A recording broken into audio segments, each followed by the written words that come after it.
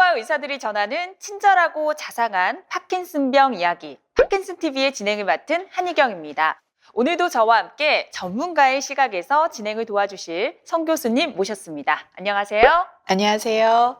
가천대 길병원 신경과 성영희입니다. 네, 오늘도 도움 말씀 주실 두 분의 교수님 모셨습니다. 반갑습니다. 네, 안녕하세요. 대전의지대병원 신경과의 장미희입니다. 예, 안녕하세요. 서울대병원 신경과 김한준입니다. 네, 김한주 교수님. 지난 시간에 처음 카메라 앞에 서본다고 떨린다고 말씀하셨는데 말씀 너무 잘하시지 않으셨어요? 제가 그쵸. 모니터 하는데 뭐 기존 방송인이야.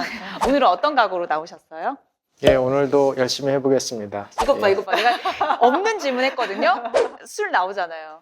준비 많이 하신 겁니다. 자, 지난 시간에 상당히 묵직한 주제로 얘기를 나눠봤습니다. 좀 난이도도 있었어요. 오늘은 어느 정도의 난이도 예상하십니까? 오늘도 결코 쉽지만은 않은 주제고 조금 들으실 때 답답함을 좀 아이고. 느낄 수 있는 그런 주제가 될 것으로 좀 생각이 듭니다. 각오해야겠습니다. 그럼 성 교수님, 오늘의 주제 말씀해 주시죠. 오늘은 지난 시간에 다뤘던 다계통 위축증에 이어서 비전형 파킨슨증, 파킨슨 플러스 증후군 중에서 대표적인 진행성 핵상마비에 대해서 말씀드리고자 합니다. 알겠습니다. 그럼 대한 파킨슨병 및 이상운동 질환학회가 함께하는 파킨슨 TV 지금부터 시작합니다.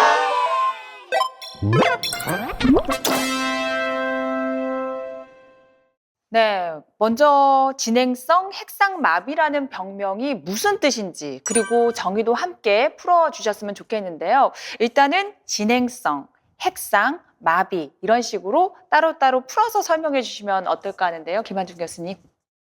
예, 진행성 핵상마비라고 하면은 이제 굉장히 생소하게 들리실 수도 있겠는데요. 일단 핵상마비에 대해서 말씀을 드리겠습니다. 우리 눈동자가 움직이는 게 잘 안 되는 안구운동 마비가 이제 크게 보면 두 가지가 있을 수 있는데, 안구운동을 하는 뇌 안에 어떤 신경핵이 문제가 생겨서 마비가 되는 경우가 있고요. 핵은 문제가 없는데 그 신경핵을 조절하는 다른 부위가 망가져서 눈동자가 잘 안 움직이는 경우를 핵상마비라고 부릅니다. 결국은 뭐 어쨌거나 간에 눈동자가 원하는 대로 잘 안 움직이는 현상인데요.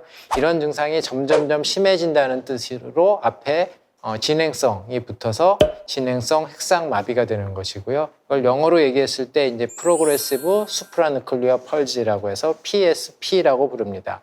이 병 자체가 눈동자가 잘 안 움직이는 것이 가장 특징적인 그리고 진단에 가장 중요한 소견이기 때문에 이러한 진단명이 붙었습니다. 네, 우리가 지난 시간에 다뤘던 다계통 위축증처럼 이 진행성 핵상마비도 파킨슨병과 유사한 증상 또 조금 다른 증상 이렇게 나누는지 궁금한데요. 장미애 교수님께서 설명해 주시죠. 진행성 핵상마비도 파킨슨병이랑 비슷한 증상을 가집니다. 뭐 뻣뻣한 강직이라던가 느려지는 서동이라던가 떨림 이런 것들이 같이 발생을 하는데, 다른 점이 뻣뻣한 강직이 파킨슨 환자분들은 이제 팔다리에 주로 먼저 나타나는데, 진행성 핵상마비 환자분들은 체가이라고 하는 이런 축 쪽에 나타나서 환자분들의 체위 불안정이 생길 수가 있습니다.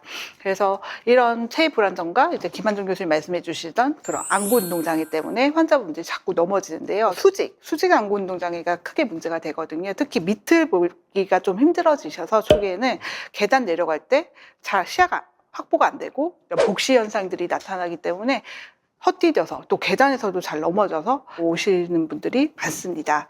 그리고 또 떨림도 이게 보통 파킨슨 환자분들 한쪽에서 시작을 한다면 진행성 핵상마비들은 대칭적으로 많이 생기고, 또 안정시보다는 뭘 잡으려고 할 때 그렇게 떨림이 생기는 그 모습들이 달라지게 됩니다. 또 환자 얼굴을 이렇게 보면 화났나? 이런 생각이 들 정도로 이렇게 눈썹이 올라가가지고 좀 화난 모습, 얼굴 모습처럼 보이고 아니면 노려보는 것처럼 보는 그런 모습으로 보일 수가 있고요.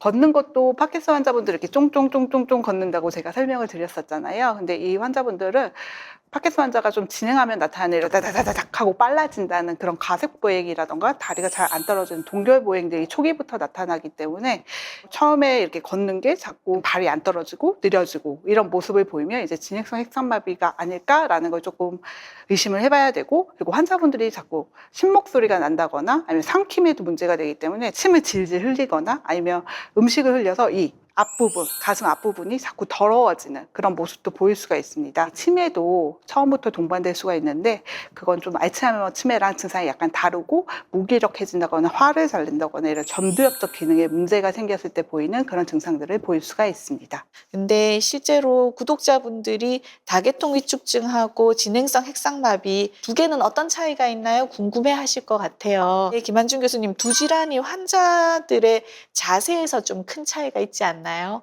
그 자세 부분 좀 말씀해 주시죠. 다계통 위축증, 즉 MSA 환자들은 고개가 앞으로 숙여지는 경우들이 많습니다. 그래서 고개를 들려고 해도 잘 안 되고 자꾸 이렇게 숙인 자세로 지내시게 되는 분들이 있고요. 또한 고개뿐 아니라 몸통까지 앞으로 숙여져서 구부정한 자세로 잘 펴지지 않는 그런 분들이 많습니다. 이에 비해서 진행성 핵상마비, 즉 PSP 환자들은 우리 몸의 축을 잡아주는 근육에 강직이 생겨서 오히려 이렇게 바른 뻣뻣한 자세로 서 있고 오히려 필요 이상으로 상체가 펴져 있거나 심지어는 고개가 조금 더 뒤로 적겨져 있는 그런 자세를 취하면서 걷는 경우들이 많습니다. 그러니까 겉으로 봤을 때 목이 앞으로 젖혀지느냐 이렇게 뒤로 젖혀지느냐가 가장 큰 차이점이라고 할 수 있겠네요. 그런데 제가 진행성 핵상마비 환자분들을 돌보시는 분들의 얘기를 들어보니까요. 이런 말씀들을 많이 하십니다. 그렇게 따뜻하고 자상했던 분이 갑자기 성격이 괴팍해졌다. 정말 좀 심해졌다. 하루아침에 이런 일이 벌어졌다라는 말씀을 하시는데 이런 것들은 좀 치매랑 비슷하지 않나 생각이 들거든요. 치매랑 비슷한 면이 분명히 있습니다. 근데 우리가 흔히 말하는 가장 흔한 치매인 알츠하이머 치매의 경우에 기억력을 담당하는 측두엽이라는 부위에 문제가 생기기 때문에 주로 기억력이 소실되게 됩니다. 그래서 초기에는 최근에 있었던 일, 오늘 있었던 일, 지난주에 있었던 일 이런 기억들이 사라지게 되고 시간이 지나면서 옛날 기억들이 많이 사라지게 되는데요. 진행성 핵상마비 환자의 치매 증상은 측두엽이 아니라 주로 전두엽 쪽에 문제가 나타나기 때문에 전두엽이 하는 일들은 어떤 일들을 정리해서 잘하고 그다음에 참을성을 갖게 하고 계획을 세우고 이런 일들을 하는 일인데 그런 것들이 잘 안 되기 때문에 환자들이 감정 제어가 잘 안 돼서 쉽게 화를 낸다든가 성격이 많이 변한다든가 굉장히 급해지고 조급해진다든가 또 반대로 굉장히 아무 흥미도 없는 사람처럼 가라앉는다든가 이런 식의 증상이 초기에 나타나는 경우들이 많습니다. 병리학적으로도 알츠하이머 치매하고 진행성 핵상마비는 타우 단백질이라는 게 관여한다는 면에서는 공통적이지만 그 타우 단백질의 구조가 서로 좀 달라서 병리학적으로도 좀 구분이 되는 그런 치매입니다. 진행성 핵상마비도 만만치 않게 좀 헷갈리고 있는데요. 파킨슨 병에서부터 치매까지. 그렇다면 발병 원인도 치매나 파킨슨병의 원인과 비슷하지 않을까 생각이 듭니다. 장미 교수님, 이것은 원인이 어디에 있을까요? 네, 앞에서 김한준 교수님이 잠깐 짧게 언급해 줬듯이 병리학적으로 이제 저희가 타우라는 단백질이 있습니다. 그게 이제 엉키고 이게 실처럼 엉키는 거를 저희가 이제 신경원 섬유 매듭이라고 하는데요. 그런 게 신경세포 내에서 그게 쌓이다 보면 이 병을 유발한다고 되어 있는데 그게 주로 중뇌라고 하는 곳과 그리고 아세틸콜린이 작동하는 뉴런들이 시작하는 그런 메이너트 기저에 그리고 청색반전, 소뇌 이런 쪽에 쌓이기 시작하면서 거기에 있는 신경세포들의 소실에 의해서 발생한다고 보고 있습니다. 하지만 왜 이런 타우 단백질이 쌓이고 자꾸 뭉쳐지는지는 아직까지 정확하게 밝혀진 건 없습니다. 진행성 핵상마비도 다계통 위축증과 함께 병리적으로 저희가 확진을 하게 됩니다. 그래서 조직 검사를 통해서 확진을 하는데 살아있는 뇌를 저희가 조직 검사를 할 수 없기 때문에 사후에 부검을 통해서 확진 진단을 받으실 수가 있는데요. 실제로 부검을 하는 경우는 극히 드물잖아요. 그러다 보니까 환자분들은 임상적인 진단을 받게 됩니다. 진행성 핵상마비가 저희가 한 7가지 아형이 있습니다. 근데 그 중에서 한 4가지는 아주 극히 드물고요. 임상적으로 그래도 저희가 가끔 볼 수 있는 타입인 대표적인 3가지만 말씀 부탁드립니다. 네. 첫 번째 타입으로는 계속 말씀드리고 있는 가장 중요한 증상, 체위 불안정이랑 안구운동 증상이 주로 나타나는 그 PSP 리차드슨 신드롬이라고 해서 리차드슨이라는 사람이 처음 발견해서 이렇게 이름이 좀 어렵게 붙여졌거든요. 그래서 한 50%의 빈도로 나타나고 있고 가장 많이 나타나는 I형이라고 할 수가 있습니다.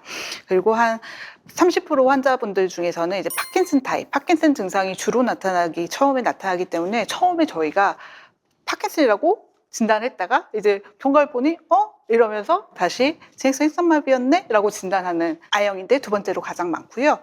세 번째로는 이제 5에서 10% 정도의 빈도를 보이고 있는 이제 보행장애가 주로 나타나는 가속보행이라던가 동결보행이라던가 그래서 걸음걸이가 느려지는 그런 보행장애 주로 나타나는 타입이 세 번째로 많이 나타나고 있습니다. 그렇다면 이것도 영상 판독으로 진단이 가능합니까? 다게토 위축증 환자분들과처럼 진행성 핵상마비 환자분들도 특징적으로 내 MRI에서 보이는 소견이 있는데요. 이제 뇌를 이렇게 옆에서 찍었을 때 이렇게 여기서 본다고 생각을 하시면 이제 내관이라고 하는 이 중뇌라는 부위가 있습니다. 그래서 거기가 위축이 생기기 때문에 펭귄 부리 모양이나 허밍버드라고 해서 벌새라고 하죠. 허밍버드 사인이라고 하는 이런 모습을 보일 수가 있고요.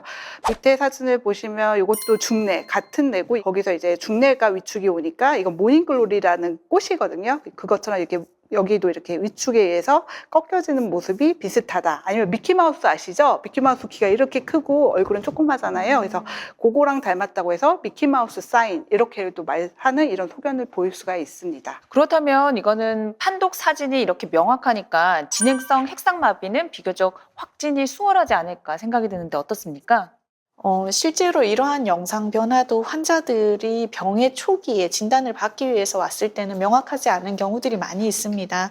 그래서 퇴행성 질환의 특징이 다 그렇지만 환자분들의 증상들이 좀 확연해졌을 때는 영상 검사들도 좀 더 확연하게 진단에 도움이 되지만 오히려 초기에는 파킨슨 환자와 유사하게 큰 변화가 없는 경우들이 많고요. 오히려 시간이 좀 지나서 다시 재검진을 통해서 저희가 진단을 하게 되는 경우들도 많이 있습니다. 그리고 도파민 펫도 파킨슨 병과 같이 떨어지기 때문에 실제로 그것만으로 구분하기가 어렵습니다.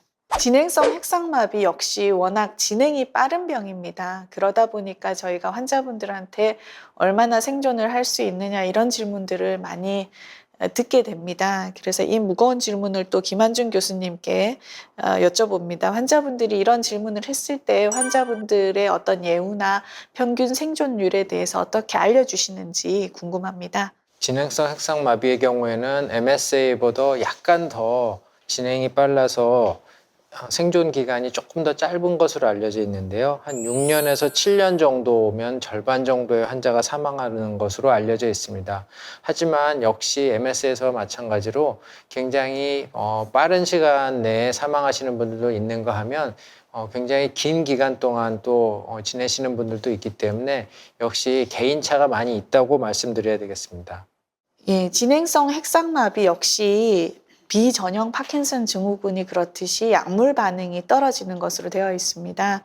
그래서 증상을 완화시키는 대증 치료를 주로 하게 되는데요. 어떤 치료를 하게 되는지 증상별로 장미희 교수님께서 말씀해 주시겠습니다. 네, 다게토 위축증과 같이 약의 반응이 조금 없다고 말씀을 미리 드렸죠. 그런데 이제 파킨슨병 증상들을 조절하기 위해서 도파민제나 도파민 효연제, 그리고 아마타딘, 마오 이니비터 이런 것들을 사용해 볼 수가 있는데 역시나 초기에는 반응이 있네 라고 했다가 나중에 되면 환자분들이 왜 점점 반응이 없어지죠? 이렇게 얘기를 하고 있고요. 그리고 다른 이제 환자분들이 근육이 뻣뻣해진다고 했잖아요. 그래서 그거에 대해서는 이제 관절 운동 같은 걸 많이 해주셔야지 그게 부드러워져서 넘어지는 거나 이런 걸 막을 수가 있고요. 그러면서 운동, 재활 이런 걸 같이 함께 나가는 게 환자분들한테 도움이 될 수 있을 것 같고, 그리고 또 삼킴장애 때문에 계속 침을 흘린다고 제가 말씀을 드렸잖아요. 그래서 너무 흘리시는 분들 처음에는 그냥 조금 닦으시다가 계속 질질 너무 흘린다, 보호자들이 이거 어떻게 해야 되냐 이러시면 보톡스 치료, 침샘에다 보톡스 치료를 한다거나 아니면 이렇게 구강에다 떨어뜨리는 조금 침 분비물을 적게 하는 아트로핀이라는 약이 있습니다. 그거를 처방해서 조금 덜 나오게 하는 방법도 하고 있고요.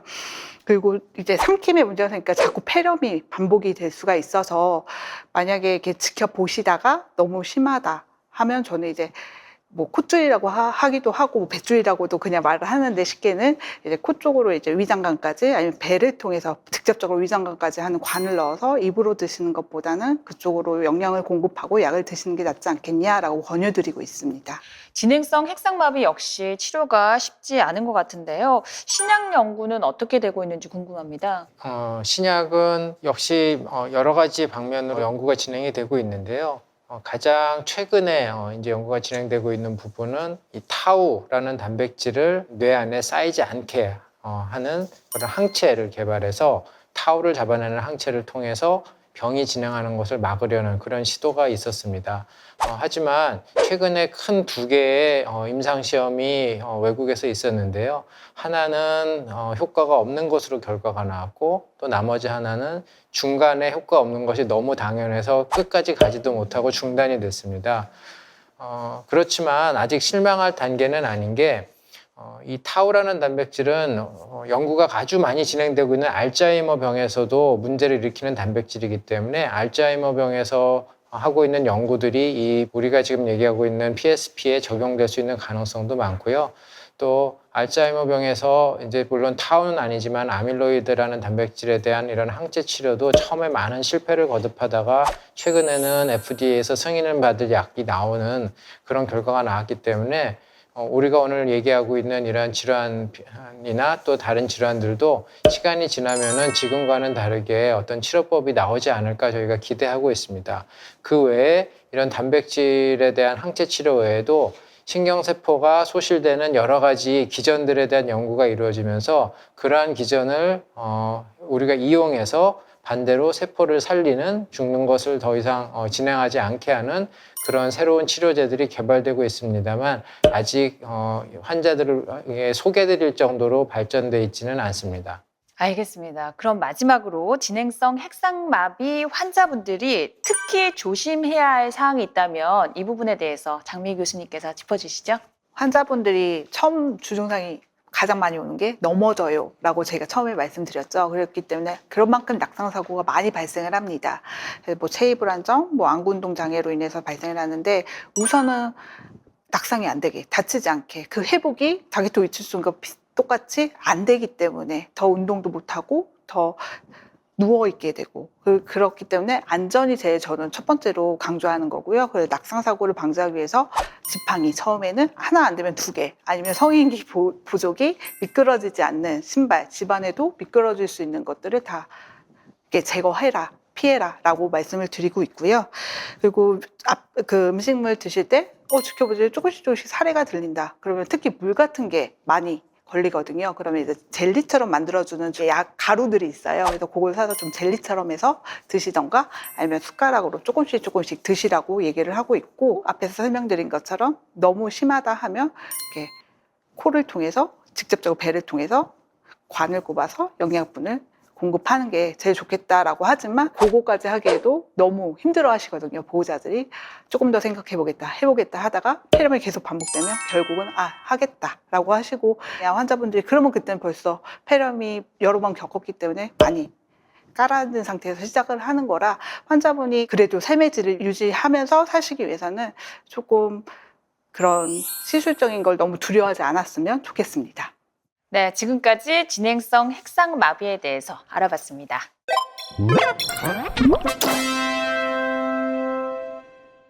신경과 의사들이 전하는 친절하고 자상한 파킨슨 병 이야기. 오늘은 그 29번째 시간이었습니다. 희경 씨, 오늘도 많이 답답하셨죠? 그러니까요. 뭐 오늘도 답이 있다라고 얘기를 들었으면 좋을 텐데 또 완치하기는 어렵다 이런 얘기를 하셨으니까 저도 저지만 이걸 보고 계시는 그쵸. 구독자분들께서 야 오늘도 없단다 꺼라 이러실까 봐 제가 걱정이 듭니다. 두 분 교수님들 이런 우리 구독자분들께 희망의 메시지 한마디씩 부탁드릴게요. 역시나 전 시간에 다게토 위축증을 설명을 드리고 진행성 핵상마비에 대해서 설명을 드리면서 구독자분들도 에휴 이렇게 한숨 쉬실 것 같아요. 사실 저희도 실제적으로 이게 진료실에서 환자분들이랑 환자가 혼자 못 오니까 꼭 보호자들이 같이 모시고 오거든요. 그러면 되게 힘들어하고 답답해하는 모습을 직접적으로 이렇게 느끼면서 진료를 하고 있습니다. 하지만 아까 김환종 교수님 말씀해 주셨듯이 지금 연구가 활발히 진행이 되고 있고 지피지기면 백전백승이란 말이 있잖아요. 저희 의료진들도 그렇게 계속 연구를 하고 그 타우 단백질을 어떻게 할까, 어떻게 멈추는 걸 어떻게 방법을 할까 계속 연구를 하고 있기 때문에 너무 희망을 잃지 않고 계속 몸을 유지하시면서 기다려 주셨으면 좋겠습니다. 저도 비슷한 말씀을 드려야 될 것 같은데요. 일단은 병에 대해서 우리가 치료를 할 수 있는 방법이 아직까지는 뚜렷이 없기 때문에 전반적인 건강 관리를 잘 하시고 넘어져 다치지 않도록 항상 조심하시고 이런 것들이 필요하고요.